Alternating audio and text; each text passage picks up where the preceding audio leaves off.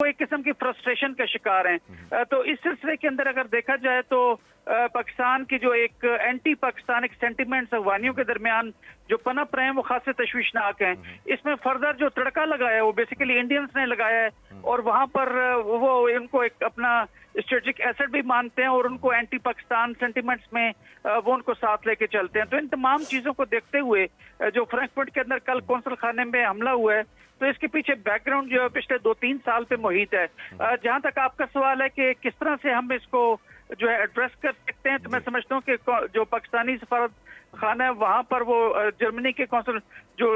ان کا foreign office ہے اس سے رابطہ کر کے اس طرح کے انسیڈنٹس کو روکنا چاہیے، ان کو روکنے کے لیے بھرپور کوششیں کرنی چاہیے۔ جہاں تک پاکستانی فارن آفس کا تعلق ہے اس کو عبوری گورنمنٹ افغانستان سے دوبارہ رابطہ کرنا چاہیے تاکہ